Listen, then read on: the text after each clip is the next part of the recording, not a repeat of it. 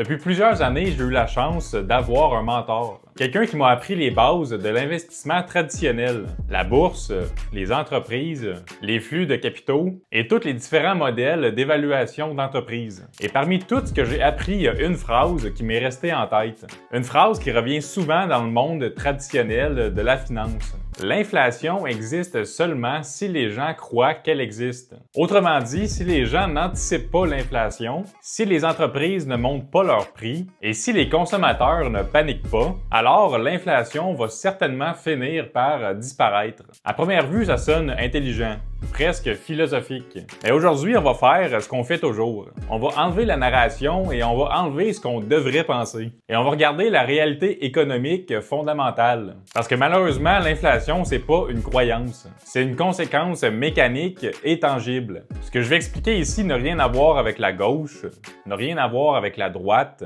et rien à voir avec une opinion personnelle. C'est de la logique économique et mathématique. Donc, on va se poser une question simple. Est-ce qu'un phénomène économique, comme l'inflation par exemple, peut exister indépendamment de ce que le monde pense? La réponse est oui.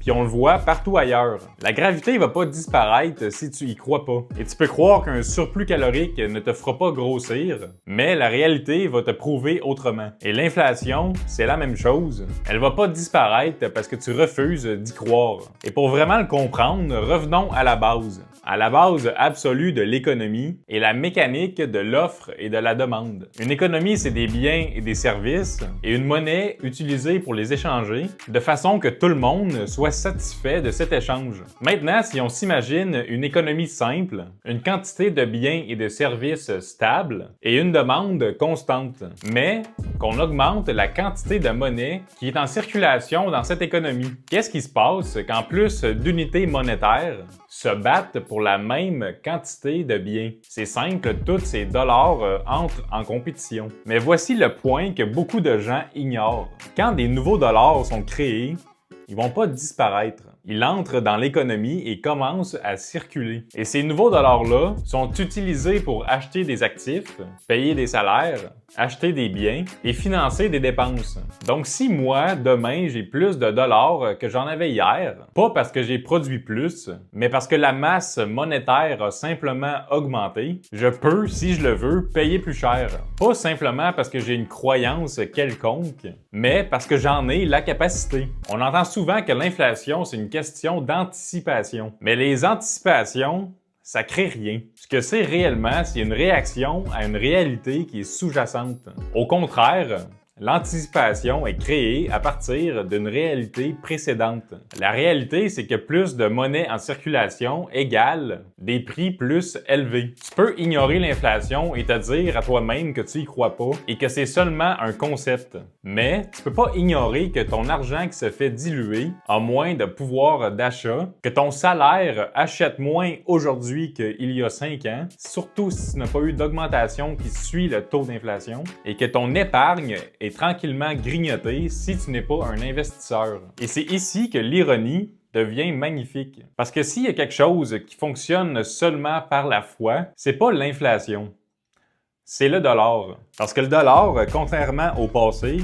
n'est plus adossé à l'or, donc il n'a aucune contrainte physique et aucune rareté naturelle. Le dollar est infini et intrinsèquement vide. Il fonctionne aujourd'hui parce qu'on y croit, du moins une partie importante de la population, et parce qu'on est forcé à l'utiliser. Mais quand tu augmentes l'offre monétaire sans limite, la foi finit toujours par rencontrer la réalité. Mais dire que l'inflation existe seulement si on y croit, c'est confortable. Ça permet de déplacer la responsabilité des mains de ceux qui l'a créée. Ça permet d'éviter de parler de cette provenance de l'inflation à la base. Et ça permet aussi d'éviter de parler de dettes, qui sont maintenant un engrenage essentiel de l'économie. En gros, c'est plus facile de parler de psychologie que d'arithmétique. Surtout si tu veux convaincre une personne de ton idéologie. Donc l'inflation, c'est pas un état d'esprit, ni une peur collective ou une prophétie auto-réalisatrice.